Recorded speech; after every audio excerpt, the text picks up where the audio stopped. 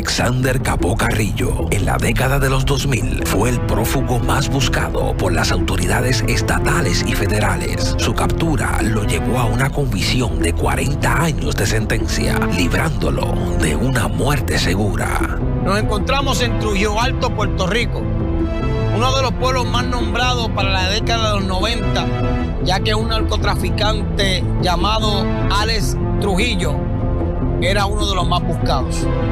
Hoy, Alex Capó, el evangelista, estará con nosotros cara a cara, diciéndonos la verdad. Nada más que la verdad. Es una serie.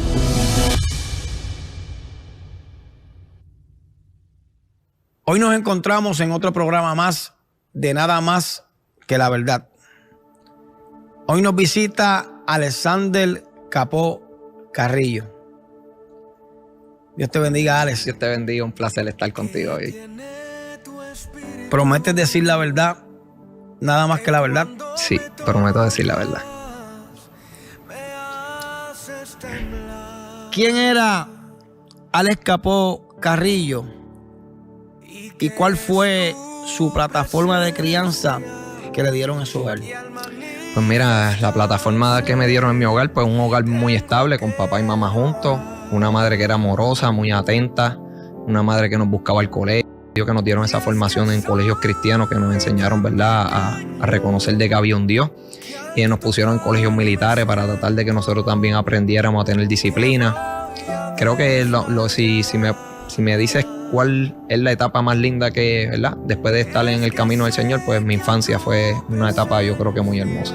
Bueno, la crianza de ellos, yo como papá, siempre se la di bien, traté siempre de buscarle lo mejor para ellos. Yo he dicho con todo respeto que yo era un esclavo, pero bien pago, pero era para mis hijos. O sea, Alex Capó Carrillo fue un niño que tuvo una buena crianza. Sí, yo me acuerdo que yo tuve hasta sexto, tuve 4 puntos, era bien disciplinado en las materias de la escuela. Mi mamá pues me pagaba por yo lavar los baños, me pagaban $10 por lavar los baños, yo era el que la ayudaba. Siempre era un muchacho que siempre estaba en mi casa, todo el mundo decía que, ¿verdad?, que yo era el mejor que me portaba. Y pues mi hermano pues trabajaba con mi papá, el otro siempre le gustaba estar en la calle, y el que siempre le gustaba estar en la casa era yo. Si tuviste una buena crianza, ¿qué fue lo que comenzó a construir aquel monstruo llamado Alex Trujillo? Pues mira, una de las cosas que yo comencé a decir que yo iba a ser un narcotraficante fue cuando yo tenía como 10 años. Mi papá tuvo una relación fuera del matrimonio, y pues esa persona con la cual mi papá había estado, pues su hermano bregaba en la calle y pues amenazaban a mi papá, y yo me enteraba de esa amenaza y yo decía, cuando yo sea grande yo no voy a permitir que nadie amenazca a mi familia. Y entonces pues ahí pues comencé, ¿verdad?, a querer conocer ese mundo. Mi papá tenía un liquor store al frente a un residencial, y pues comencé, ¿verdad?, a coger malas amistades. Quizás yo tuve un poco la culpa porque yo yo lo que hacía era, yo era un buen proveedor. O sea, que hacía el que esté viendo este programa, que esté más pendiente, porque yo en eso yo fallé en el sentido de que pues yo no iba a muchas graduaciones, no iba a la iglesia con ellos. Por lo joven, ¿verdad?, que yo era, pues no me la sabía toda, ¿sabes? Uno va adquiriendo experiencia con el tiempo. Y ahora el tiempo me ha enseñado, ¿verdad?, que otros que están viendo esta entrevista, que estén más pendientes a sus hijos, que no le pase lo que me pasó a mí.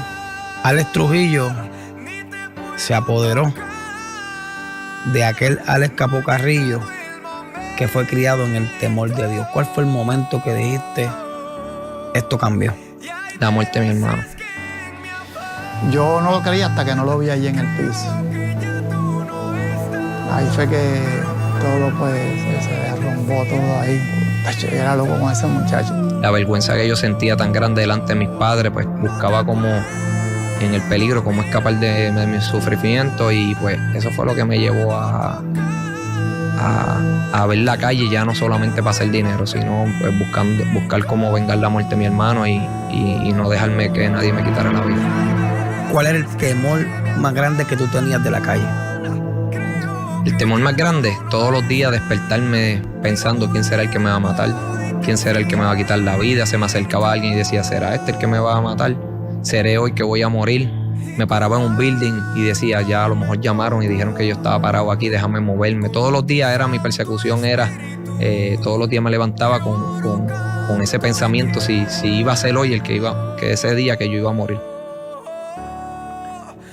¿Tú sabías cuál era el final que te iba a esperar? ¿La muerte o la prisión? Si tú sabías eso, como lo saben todos los que nos están viendo en este programa, que están en la calle, que están en el bajo mundo, si tú lo sabías, ¿por qué se te hacía tan difícil escapar de esa mentira en la que Satanás te había introducido? Porque una situación te va llevando a la otra. Primero entré al mundo del narcotráfico pensando que iba a ser dinero para tener todas las cosas que yo quería. Después la muerte de mi hermano, pues cambié el panorama. Ahora pues tengo que estar involucrado, ¿verdad?, en guerra y en problemas. Y cuando vienes a ver, una cosa te va llevando a la otra y tú piensas que tú no puedes salir de ese mundo porque pues ya te están buscando para quitarte la vida. Desde la edad de los 15 años me tuve que ir a vivir en casa de mis padres porque ya estaban rondando para quitarme la vida. Recuerdo escuchar una vez una parte de tu testimonio decir que le habían dado una orden a la policía para que te mataran, que era muy peligroso. Yo estaba a cargo del grupo número 1 del Task Force Fugitivo del Servicio de Alguaciles Federales y ahí comenzamos entonces la búsqueda de estos fugitivos y de Alex. Obviamente Alex fue el último que logramos arrestar, toda vez que era muy elusivo y contaba con múltiples recursos para poder evadir el arresto nuestro. ¿Cuándo fue que entró Dios en la escena? ¿Qué fue lo que Dios hizo para entrar en la escena de Alex Trujillo, el hombre más buscado por las autoridades en Puerto Rico? Pues lo que me llevó a tener una fe en Dios fue que cada vez que mi vida estaba a punto de perder la vida, porque yo en el peligro buscaba cómo escapar de mi sufrimiento, muchas veces deseaba morir, pero cuando la muerte llegaba a mi vida, que estaba cerca, que yo veía la muerte ahí cuando me tiroteaban, cuando una vez estaba en una discoteca y por poco me quitan la vida, ahí yo clamaba a Dios y veía que Dios me libraba. ¿Sabes? Veía como Dios me salvaba. Una vez me tirotearon más de 15 personas yo estando dentro de un carro y a ninguno de los 3 que estaban dentro del carro pues murió, ninguno le dieron un impacto de bala y yo clamaba a ese Dios que me habían hablado en los colegios. Señor, por favor, dame una nueva oportunidad, porque verdaderamente pues no quería morir cuando la muerte se acercaba. Y veía que pues que Dios me libraba, que Dios me guardaba. Me acuerdo que pues cuando yo entraba dentro de los residenciales pues me tenía que tirar con otras personas ahí. Cuando entraba de los residenciales y vi una vez un amigo mío, ¿verdad?, que estaba conmigo, le dieron un tiro en la cabeza, le entró por aquí y le salió. Él quedó vivo, pero yo veía que Dios siempre me protegía y me guardaba, porque siempre como que sabía que el único que me podía librar era Él. Y yo le clamaba, Señor, por favor, guárdame, protégeme. Y yo veía que lo hacía. Y eso me fue llevando a tener una fe en Él, pero lo que me llevó a mí a clamarle a Dios, a querer buscar que Dios cambiara mi corazón, porque solamente le pedía que me guardara, pero lo que me llevó a pedirle a Dios que me cambiara mi corazón fue cuando dejé de sentir amor por todo el mundo. Cuando mis sentimientos se enfriaron, que me sentía como muerto por dentro. Ese sentimiento de sentirme que no sentí el amor hacia nada ni hacia nadie, le dije a Dios, Señor, ayúdame a ser igual que antes cuando era niño, ¿sabes? Como tener una limpia conciencia. Todos los días tenía una guerra interior tratando de autojustificar el pecado que había cometido. Y desde que le dije eso a Dios, ahí pusieron 100 agentes a buscarme. Me trancó en un apartamento 6 meses sin teléfono, sin carro, porque sabía que me iba a desesperar y me iba a montar y me iba a ir. Y ahí Dios comenzó a tratar conmigo bien fuerte, porque pues no solamente dependía de Dios para que me librara de la muerte, sino que tenía que depender de Dios para poder dormir. Porque veía una escena de mi pecado cada vez que dormí y pensaba que me iba a volverme loco. Me levantaba angustiado, turbado, y comencé a poner música cristiana. Mandé a buscar una Biblia y la Biblia me daba, cuando la leía me daba paz, aunque no entendía nada de lo que leía. Pero Dios me llevó a esa dependencia, me llevó a esa dependencia en medio de ese desierto donde yo estaba solo, donde los amigos míos iban una vez una vez al mes a llevarme compras, y esa soledad me carcomía también. Y cuando ellos llegaban yo les decía, Acho, necesito que se queden 15 minutos hablando conmigo, porque necesito hablar con alguien, porque todos los días estaba solo. Pero en medio de esa soledad Dios estaba quebrantándome, me estaba haciendo dependiente de Él. Yo recuerdo que Conocemos a Alex desde antes de servirle al Señor, éramos amigos. Yo recuerdo, ¿verdad?, haber tenido una escena contigo en la cual, pues, recuerdo que Alex me llamó para arreglar, ¿verdad?, un problema que había entre dos bandos en Puerto Rico, uno el bando de él y otro bando de otras personas, ¿verdad?, que para aquel tiempo, pues, al igual que Alex, pues, controlaban la calle. Y yo recuerdo que yo llegué donde Alex, nunca se me va a olvidar ese suceso. Y recuerdo que cuando llegué donde Alex, recuerdo que cuando entré a un cuarto donde no había nadie, solamente él y yo, en el cual pues íbamos a ver cómo íbamos a hacer para arreglar ese problema, donde la realidad que era un problema muy fuerte. Pero yo recuerdo que cuando yo entré al cuarto, eso siempre me impactó.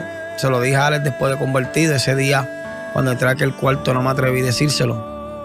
Había una Biblia en la cama. Y yo siempre, ¿verdad? Pues le digo a la gente que cuando yo comencé a hablar con aquel Alex que estaba en el cuarto, no fue el mismo Alex que hablaba conmigo por teléfono. Aquel Alex que estaba en el cuarto, yo sentía que me quería decir algo. Pero yo sentía que lo que ese Alex me quería decir era lo mismo que yo quería decirle a muchas personas, pero no me atrevía.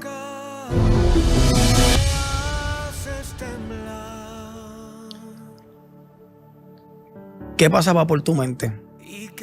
En ese momento, para el hombre más buscado de Puerto Rico, el hombre que controlaba varios residenciales, tenía una Biblia allí abierta. ¿Qué estaba pasando por tu mente? ¿Tú querías gritar algo que no te atrevías? Pues sí, yo me acuerdo cuando ese día, ¿verdad?, que tú fuiste, ¿verdad?, para allá para llevarme al otro residencial, ¿verdad?, para arreglar una guerra que había, ¿verdad?, con muchas personas. Yo me acuerdo que Dios estaba trabajando conmigo. Yo estaba cansado ya de la maldad, estaba cansado ¿verdad?, del pecado que uno comete. Y ese cansancio, yo me acuerdo que fue lo que me motivó a dejarte saber a ti. Mira, habla con los amigos tuyos para arreglar, porque verdaderamente yo estaba cansado. Y había un cansancio bien grande en mi vida y yo no quería ya como seguir, ¿verdad?, seguir guerreando, seguir peleando por cosas que yo sabía que eran vanas. Y eso fue lo que me llevó. Estar leyendo la Biblia me llevó como que tú necesitas reconciliarte, ¿verdad?, con todos esos que tú tienes problemas, buscar la paz, porque pues antes yo no buscaba la paz, pero yo estaba leyendo la Biblia y algo me decía, busca la paz. Y entonces pues te llamé a ti. Yo me acuerdo, ¿verdad?, que tú pues hablaste y tú me transmitiste una confianza muy grande, porque tú me dijiste, no, voy a hablar con fulano porque yo sé que ese a lo mejor pues va a querer, ¿verdad?, que haya una paz. Y esas palabras tuyas me dieron mucha confianza, y el que tú fueras a buscarme para llevarme allá, pues eso también me daba paz, porque yo sabía, ¿verdad?, que uno no puede confiar porque no todo el mundo tiene palabras. Pero como tú estabas de por medio, pues eso a mí me tranquilizaba y me daba la confianza de que sí, que se podía hacer la paz. Y por eso fui contigo para ese lugar. Y pues gracias a Dios, ¿verdad?, pues yo la había orado a Dios, yo había puesto mi cara en el piso y le dije, Señor, por favor, ayúdame para que haya paz, porque ya yo no quería seguir ya ese mundo. O sea, quiere decir que el hombre más buscado, el hombre que tenía varios caseríos, tenía diferentes guerras, antes de ir a arreglar esa guerra, oró a Dios. Sí, por eso estaba leyendo la Biblia, estaba leyendo la Biblia y orándole a Dios para que Dios produjera, ¿verdad?, esa paz que había. Yo no mostraba eso, yo les decía, bueno, pues si ustedes no quieren guerrear, si ustedes no quieren hacer la paz, pues vamos a guerrear. Pero realmente dentro de mi interior, yo no quería guerrear, yo estaba cansado ya. Mira, yo sé que hay mucha gente que va a estar viendo esta entrevista, que están pasando por lo que tú estás pasando. Están cansados. Están cansados de lo mismo. Se metieron en un embudo que el mundo dice que no se puede salir. Eso pensaba. Que el mundo dice que en ese embudo te sacan arrestado o te sacan muerto. ¿Cómo tú pudiste vencerlo para salir de ese embudo y acercarte a Jesús? Pues mira, una de las cosas que yo digo, wow, tan fácil que fue cuando confesé a Jesucristo hace 16 años atrás, confesé a Jesucristo. Yo llevaba una guerra interior todos los días yo tenía que corromper mi conciencia, ¿verdad?, autojustificando mi pecado, tenía que cauterizar esa conciencia, hacerla, ¿verdad?, insensible a la voz de Dios. Y el día que yo confesé a Jesucristo como Señor y Salvador, recibí una paz que, verdad, que todos sabemos que es una paz que sobrepasa todo entendimiento, que esas cargas, que esa conciencia que te acusa se silencia dentro de ti. Y yo dije, wow, tan difícil que, ¿verdad?, que a mí se me hacía buscar la paz, y la paz estaba tan accesible, tan fácil, ¿verdad?, de yo poder tener esa paz, un gozo que sentí de haberme reconciliado con Dios, un gozo que nunca el dinero me dio. Yo me acuerdo que cuando estaba prófugo, yo pensé que me estaba volviendo loco, porque una vez me fueron a llevar $40,000, ¿verdad?, para que yo los contara, entregármelos. Y el amigo mío me decía, cuéntalos. Y cuando yo los toqué me daba asco, pero un asco que yo no los podía ni tocar. Y yo le dije, no, cuéntalos tú. Me dijo, no, pero ya yo los conté, cuéntalos tú. Y mandó a buscar a un evangelista y le cuento que me está pasando, ¿verdad?, que me estaba dando asco el dinero, que tengo que dormir con música cristiana, que tengo que leer la Biblia para poder tener paz, que yo pienso que me estoy volviendo loco, porque para mí no era normal aborrecer el dinero, que me diera asco. Y el evangelista me dijo, tú tienes que entregarle tu vida al Señor, Dios te está llamando. Y en la cárcel, pues un pastor me fue a ir a ver todos los martes, y a veces yo lo dejaba esperando 1 hora y todo. Cuando me iba a ver, lo dejaba esperando. Pues mira, muchachos, yo llegaba allí más o menos a las 7 de la mañana. Generalmente eran los martes que yo lo visitaba. Entonces, muchas veces cuando yo llegaba, tenía que esperar como 1 hora a que él bajara. Y entonces yo empecé a pensar que eran los guardias, ¿verdad? Pues como siempre pensamos que cuando se trata del evangelio, pues nos ponen todos los tropiezos posibles. Pues yo creía que los guardias no lo bajaban a tiempo. ¿Y tú sabes qué pasó? Que después que salió, me dijo que él me dejaba esperando. Y a la 5ª vez que me fue a ver, pues, estaba cansado. Me sentía como si fuera a tirar 2 suspiros y a perecer. Así me sentía. Y ese día, pues, él me dice, ¿tú quieres recibir a Jesucristo como Señor y Salvador? Y le dije que sí, a pesar de que todavía yo tenía un celular ilegal, a pesar de que todavía recibía dinero en narcotráfico. Decidí de entregarle mi vida a Dios. Y le entregué mi vida, y el Espíritu Santo, cosas que yo para mí serían imposibles desprenderme de ella, cuando el Espíritu Santo vino a morar en mi corazón, me comenzó a convictar. Y ahí vendí mi celular, me alejé de mis amigos que estaban en la calle en narcotráfico, los amigos míos que estaban en la cárcel conmigo, cuando me hablaban de los problemas, de las guerras de la calle. El Espíritu Santo se contristaba dentro de mí, me sentía mal, ya no quería escuchar esas cosas. Pedí que me cambiaran de unidad para no estar cerca de ellos, porque cada vez que ellos me hablaban esas cosas, como que el Espíritu Santo se contristaba, y yo no quería perder esa paz que Dios me había dado. Y así fue la transformación mía, ¿verdad?, dentro de la cárcel. Una paz que no encontraste en el dinero, no encontraste en el poder, no encontraste en el jangueo. Una paz que solamente la da Jesús. Recuerdo que alguien me preguntó un día y me dijo, Héctor, pero ¿y si yo te digo que yo soy feliz sin tener a Cristo? Yo le dije, pues fíjate, Jesús dijo, mi paz os dejo, mi paz os doy, la paz que yo doy no es como el mundo la da. O sea, Jesús nunca dijo que en el mundo no había paz. Él dijo que la paz de él era diferente. La felicidad, seguro que en el mundo puede haber una felicidad ficticia, momentánea. Pero la felicidad que da Jesús, esa nadie la puede comparar. Ven que tú puedes tener una alegría, ¿verdad?, de momento, pero hay una miseria que hay en el corazón. ¿Y cuál es esa miseria? El pecado. Porque esa miseria está ahí. Mientras hay pecado en el corazón del hombre, hay una miseria. Tú te sientes miserable verdaderamente dentro de tu interior, por más que tú trates de reflejar una alegría o un gozo. Yo me acuerdo cuando iban a hacer los paris, que ustedes iban y todo, uno muestra una alegría, pero por dentro de su interior uno está viviendo un infierno. La Biblia dice en Job 33, versículo 14, de una o dos maneras Dios le habla al hombre, pero el hombre no entiende que Dios quiere librar su alma del sepulcro y su vida de la espada. Hay gente que no conoce cómo trabaja Dios, y algunas veces quieren señalar a Dios de injusto, pero Dios no es injusto. ¿Cuántas veces Dios te habló que tú reconoces ahora que si te hubieran matado no ibas a tener excusa porque Dios te habló? Muchas veces yo me acuerdo que siempre en los caseríos, por lo menos en Residencial Covadonga, todos los días en una plazoleta iba alguien a predicar. Ahí hay distintas plazoletas y todos los días en distintas plazoletas iba un predicador a predicar y llamaba a la gente por los nombres.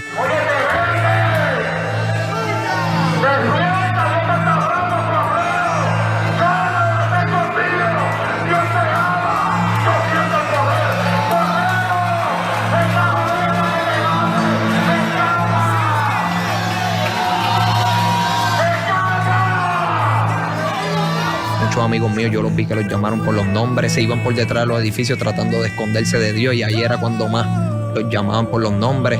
Y ellos pues solamente a lo mejor pedían una oración, pero no le entregaban su vida al Señor. Y así mismo como Dios había dado el llamado, así mismo, ¿verdad?, a la semana los mataban. Yo sé que tu familia para ti es muy importante, pero quiero hacerte una pregunta que puede abrir los ojos a muchas personas que nos están viendo y a muchos jóvenes que van a ver esta entrevista. ¿Algún día tú pensaste en las consecuencias que tus actos le iban a traer a tu familia? Nunca.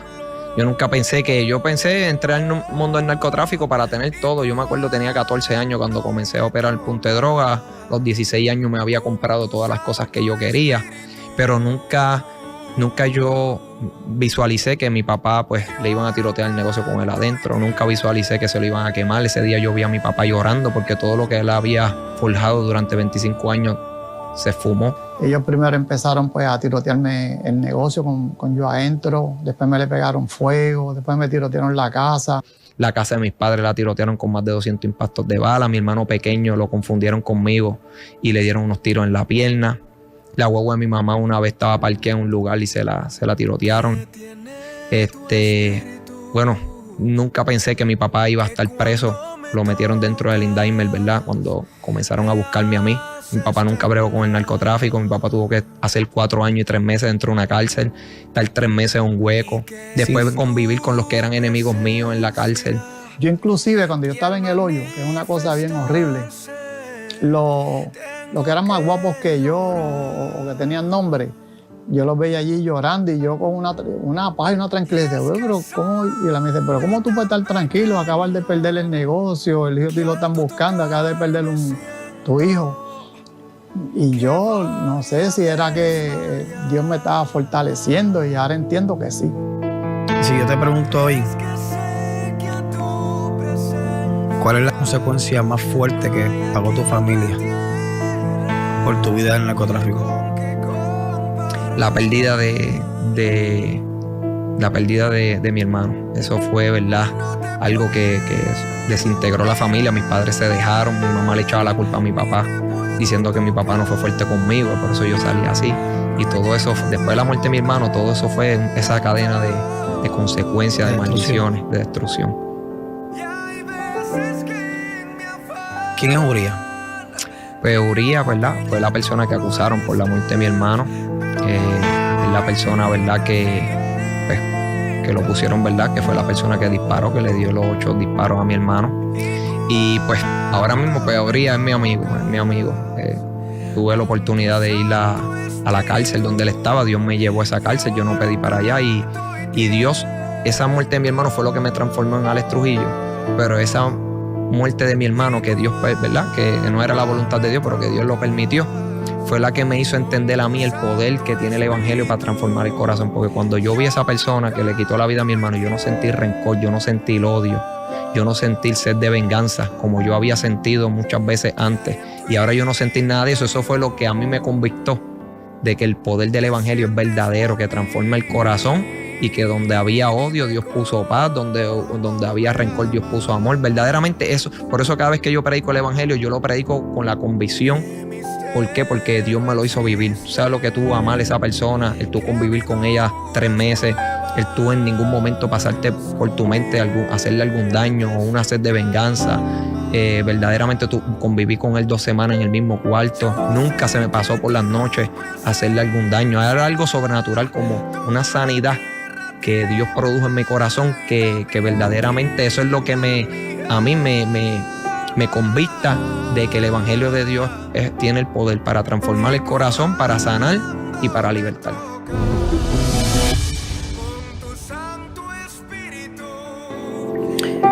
Si algo hoy el mundo está pagando las consecuencias, es de la falta de perdón. Yo creo que una de las de los artífices de todo lo que está ocurriendo en el mundo es la falta de perdón. Ale, yo como pastor puedo entender lo que tú me acabas de transmitir, porque yo conozco el perdón de Dios. Pero hay gente que quizás no conocen ese perdón. ¿Cuándo fue que tú te diste cuenta que tú en realidad perdonaste a la persona que asesinó a tu hermano? Cuando la tuve de frente, cuando no sentí ese rencor, porque antes pues la naturaleza que yo conocía mía, ¿verdad?, que tuve de juventud, era una naturaleza que corría hacia el mal, no importando ver las consecuencias. Y ahora pues yo ver esa persona que le quitó la vida a mi hermano, que muchas veces añoré hacerle un daño, y yo no sentir rencor, no sentir odio, para mí eso era algo sobrenatural, era como vivir en un éxtasis, algo que tú dices, wow, esto no es realidad. Yo todavía pienso y digo, wow, esto es un milagro, porque hasta el día de hoy tengo una amistad con él. Cuando yo hablo con él, el corazón se me llena de alegría. No solamente me pasa a mí, a él también. Y verdaderamente, pues ahora yo digo que es mi hermano, ¿verdad? Una vez cuando yo lo miré, estando en la cárcel con él, lo miré y ante los ojos de Dios vi el rostro de mi hermano. O sea, Dios me estaba mostrando, tú tienes que verlo como tu hermano. Y verdaderamente, pues fue algo sobrenatural, de verdad. Es algo que me deja saber, ¿verdad?, la obra que hace el Espíritu Santo en el corazón del hombre. Solamente el Espíritu Santo es el único que puede, ¿verdad?, mostrar ese fruto de perdón, de amor. Y pues muchas personas no pueden perdonar porque todavía, ¿verdad?, no han recibido ese perdón de Dios. Y ese perdón de Dios fue el que me transformó. Cuando Dios me dijo en un sueño, las cosas pasan y son hechas nuevas, yo sabía que Dios me había perdonado, porque yo le decía a Dios, Señor, déjame saber si tú realmente me has perdonado de todos mis pecados. Y ese perdón que Dios me ofreció a través del Evangelio y me lo confirmó a través de esa revelación, fue lo que me llevó a mí al desear, ¿verdad?, poder perdonar a otros. Porque así como Dios me perdonó mi deuda que yo tenía contra Él, pues yo también tenía que perdonar, pero tuve que abrirle mi corazón a Dios. Porque en un sueño Dios me mostró muchos enemigos míos, y cuando yo los veo, yo cojo un casco de motor y comienzo a darle, siendo cristiano. Y ahí reconocí que Dios me estaba mostrando todo el rencor que yo todavía había en mi corazón, a pesar de que Él me había dicho que me había perdonado. Y yo me arrodillé y comencé a confesarle a Dios, verdad, Señor, yo tengo rencor con aquel que le quitó la vida a mi hermano, tengo rencor con aquel que le quemó el negocio a mi papá, tengo rencor con aquel que mató a un amigo mío. Y mientras yo iba confesando esa raíz de amargura ante los ojos de Dios, yo sentí como me metían la mano a sangre fría dentro de mi corazón y me arrancaban algo que me dolía y me ardía. Y el dolor era tan grande que yo sentía como si me fuera a morir. Y yo seguía confesando y seguía confesando, y de momento eso se desprendió dentro de mí. Y ese día el Señor sanó mi corazón, porque yo tenía una enfermedad de taquicardia. El corazón mío se aceleraba bien rápido, las orejas se me ponían rojas, los párpados se me ponían violetas. Eso me pasaba periódicamente. Estando prófugo, fui a un hospital de madrugada, me pusieron parcho, me dijeron que estaba bien, me sacaron 5 tubos de sangre, me dijeron que todo estaba bien. Y eso que había enfermado, ¿verdad?, mi corazón, y había enfermado, ¿verdad?, mi cuerpo, esa enfermedad de taquicardia, había sido rencor, porque después que yo le entregué a Dios esas raíces de amargura, siendo cristiano, había dado muchos pasos de fe, me había alejado del narcotráfico, pero todavía eso yo no se lo había entregado a Dios. Y cuando le entregué esas raíces de amargura a Dios, Dios me sanó de esa enfermedad de taquicardia que me daba periódicamente, que cuando me daba, el corazón se bajaba tan bajito que yo pensaba que me iba a morir. Después que se iba bien acelerado, de momento bajaba bien bajito. Y a veces yo tenía que estar un día durmiendo. O sea, yo vivía un tormento. Todavía, siendo cristiano, vivía en ese tormento. Hasta que confesé esa raíz de amargura y Dios me libertó. Yo sé que nosotros, los cristianos, y mayormente nosotros, ¿verdad?, que venimos de mundos oscuros, muchas veces la gente no cree en nuestro cambio. Pero la gente no entiende que nosotros mismos luchamos con una acusación de Satanás que nos quiere hacer entender que nosotros no hemos cambiado y que nunca vamos a cambiar. ¿Cuándo fue que tú dijiste, Alex cambió? Ese día que conocí al que le quitó la vida a mi hermano. Yo estaba viendo transformación de Dios. Cuando hablaba palabras malas, el Espíritu Santo se contristaba dentro de mí, me sentía mal. Cuando ponía música cristiana, en el momento lo cambiaba a reggaetón, el Espíritu Santo volvía y se contristaba y sentía como que perdí esa paz que Dios me daba y lo tenía que poner la música cristiana. Yo estaba viendo pasos una transformación, pero lo que me convictó a mí de que Dios me había transformado el corazón fue cuando Dios me puso de frente el que le había quitado la vida a mi hermano. Y hace como 7 días, esa persona que le mandó a quemar el negocio a mi papá, que mandó a tirotear la casa de mis padres, todo eso, hace 7 días pude hablar con él, ya 19 años sin hablar con esa persona. Y pude hablar con él, me pidió perdón, yo también le pedí perdón porque yo traté muchas veces de hacerle daño. O sea, tú me quieres decir a mí que la falta de perdón es un enemigo silencioso que destruye familia, que destruye matrimonio y que destruye el ser humano. Sí. Yo he visto muchas personas que me dicen, mira, yo llevo 14 años en los caminos de Dios, pero yo no puedo perdonar al que le quitó la vida a mi hermano. ¿Sabes? Es una lucha. Pero si nosotros pudiéramos mirar la deuda que Dios nos perdonó, cuando uno sabe la deuda que uno tenía con Dios y lo que Dios estuvo dispuesto para perdonarlo, para que nosotros pudiéramos tener un nuevo comienzo, para que nosotros pudiéramos reconciliarnos con Él, para que nosotros pudiéramos, ¿verdad?, salir de esas ataduras de maldición en nuestras vidas, pues verdaderamente tú te das de cuenta que, chacho, si Dios me perdonó, la naturaleza de Dios es el perdón, porque a través del perdón es que se fundamenta esa relación con Él. Pues verdaderamente pues hay que pedir perdón y reconciliarse. Yo me tuve que en la cárcel cuando yo tenía que, Dios me decía, tienes que pedirle perdón a tus enemigos. Y yo, Dios mío, ¿pero por qué? Y ya yo te pedí perdón a ti y tenía que ir ahí delante, ¿verdad?, en la cárcel, que tú sabes que hay mucho orgullo. Y yo, mira, yo te quiero pedir perdón por las cosas del pasado, perdóname, reconocer mis errores, yo estuve mal por esto y por esto, te pido perdón. Y eso Dios me enseñó a humillarme, pero cada vez que yo pedía perdón me sentía como libre, como que si se desprendiera una carga de mí. Y ya, pues a mí no me afecta pedir perdón. Si yo tengo que pedir perdón, lo pido. Mira, le hice una carta pidiéndole perdón al pueblo de Puerto Rico, que lo pusieron en el periódico. Y verdaderamente, pues, una de las razones, ¿verdad?, que uno también, para que otros puedan perdonar, es pedir perdón. Yo me acuerdo cuando me reconcilié con el que le quitó la vida a mi hermano. Él me decía que él había vivido con mucho rencor con los mismos amigos de él que lo habían delatado por la muerte de mi hermano. Y desde que nosotros nos perdonamos y desde que yo también le pedí perdón por, ¿verdad?, por haber tratado de hacerle daño, que él me decía que ya no sentía ese rencor contra esas personas.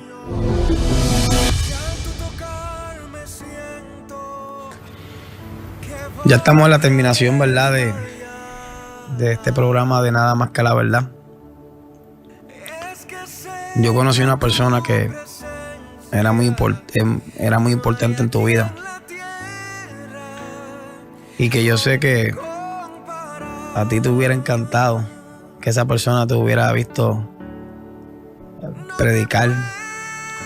Y que hubiera visto lo que Dios ha hecho de aquel monstruo llamado Alex Trujillo. Hoy, un evangelista de Dios. Esa persona era la más que creía en ti. Esa persona es tu mamá. Yo sé que ella partió con el Señor ya. Pero si ella estuviera en esa cámara viéndote, ¿qué tú le dirías a tu mamá hoy? Pues le diría a mi mamá que, primeramente, ¿verdad?, como le dije una vez, que me perdonara por todo el sufrimiento ¿verdad?, que yo le hice pasar. Que me hubiese gustado, ¿verdad?, que ella viera todas las cosas que Dios me ha entregado, que me entregó, ¿verdad?, una libertad aquí en Puerto Rico, que yo pueda andar, ¿verdad?, predicando la palabra de Dios, que ella pueda ver, ¿verdad?, cómo Dios me está usando para llevar a otros jóvenes a los pies del Señor y no tengan que vivir todas las consecuencias que yo viví. Le diría a mi mamá que la amo, que me gustaría seguir honrándola como Dios me enseñó a honrarla, que perdí mucho tiempo no honrándola ni valorando el amor que ella me brindó.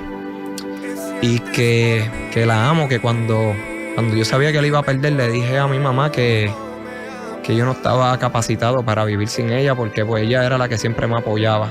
Aún en mis momentos más difíciles, ella siempre estuvo ahí. Me acuerdo que una vez, estando prófugo, yo me sentía cansado y no me podía desahogar con mis amigos. Y mi mamá, pues fui allá y yo le dije, mami, me siento cansado, y comencé a llorar. Y ella me dijo, acuéstate aquí. Me acosté boca abajo y me puso música cristiana. Y ella se fue y yo seguí escuchando la música cristiana, y de momento yo siento que algo dentro de mí hizo y por eso yo pues ponía música cristiana cada vez que me encontraba en tormento. Y que pues que la amo mucho, que que me desearía, ¿verdad?, que viera que voy a tener un hijo, que voy a ser papá, y que me viera, ¿verdad?, realizado en lo que ella muchas veces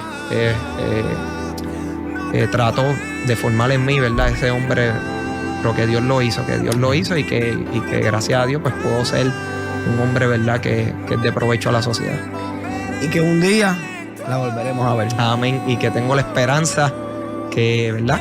Tengo la esperanza de que ella partió con el Señor. Tú fuiste allá a predicarle la palabra de Dios. Minutos antes de que ella pereciera, yo estaba allí. Y yo le cogí la mano y ella siempre decía eso: cuídalo, que él le va a hacer del Señor. Y yo sé que, ¿verdad?, la voy a poder ver. Por eso es la mayor esperanza, que sabemos, ¿verdad?, que va a haber una resurrección, tanto de los que están muertos y de los que estamos vivos, que vamos a estar en la presencia del Señor, y esa promesa de resurrección es la que nos hace poner la mirada siempre en esa meta. Bueno, el más buscado, muchas guerras, un pueblo de Puerto Rico que en un momento estuvo en tensión. Me acuerdo que para la área donde estaban esas guerras, por ahí no se podía pasar. ¿Qué tienes que decirle al pueblo de Puerto Rico? El pueblo de Puerto Rico, que gracias, primeramente pues ya yo le pedí perdón al pueblo de Puerto Rico, pero le pido perdón nuevamente, que gracias porque me han recibido de una manera que yo digo, wow, el pueblo me está dando un amor que yo no sembré. Hay personas que me dicen, yo te amo como si te conociera de mucho tiempo, y Dios me ha entregado mucho amor. Cuando Dios dijo que iba a hacer todas las cosas nuevas, verdaderamente cada vez que veo que el pueblo de Puerto Rico me da ese amor, verdaderamente, wow, Señor, tú hiciste todas las cosas nuevas. Una persona me dijo, Héctor, yo quiero que tú me digas que el evangelio sirve sin mencionarme un versículo. Repito, Héctor, yo quiero que tú me digas a mí que el evangelio sirve sin mencionarme ningún versículo. Una de estas personas que su creencia es que la Biblia la escribieron los hombres. Yo le dije, pues está bien, yo te voy a mostrar que el evangelio sirve sin decirte ningún versículo. Le dije, ¿cuántos jóvenes de los más de 300 jóvenes que matan al año en Puerto Rico los mataron saliendo de la iglesia? No digo ninguno. ¿Cuántos jóvenes los mataron saliendo de una vigilia? Ninguno. ¿Cuántos tiroteos hubo dentro de una iglesia entre un joven con otro joven? Ninguno. Le dije, bueno, quiere decir entonces que los jóvenes que están en el evangelio no corren riesgo de que los maten. Pues entonces el evangelio sirve. Ahora hay gente que son ateos. Hay gente que piensa que nos estamos volviendo locos y que nos lavaron el cerebro. Yo tengo una pregunta. Yo creo que tú se la contestes a todos aquellos que piensan que esto es una emoción, a los que están esperando que todavía tú vuelvas para atrás, que yo vuelva para atrás. El evangelio es real. Verdaderamente es real. Algo que todas las promesas que Dios me ha dicho en sueños y que estaban escritas en su palabra, yo las he visto todas realizarse en mi vida. No ha faltado ni una. No ha faltado ni una de las promesas que Dios me ha dicho. Todo Dios lo ha hecho posible. Verdaderamente aquel que piensa, ¿verdad?, que Dios, la Biblia es escrita por hombre, pues yo sí tengo referencias, ¿verdad? Primeramente, que la creación es un testimonio, que nos da testimonio del poder, de la deidad de Dios, y que a través de la creación Dios le está diciendo al hombre, yo existo. Segundo, que antes se pensaba que la tierra era cuadrada, y ya Dios lo había revelado por medio del profeta Isaías, diciendo que Dios sostiene la tierra sobre la nada, que ahora es que lo saben a través de los, ¿verdad?, de los telescopios y de, ¿verdad?, de los científicos.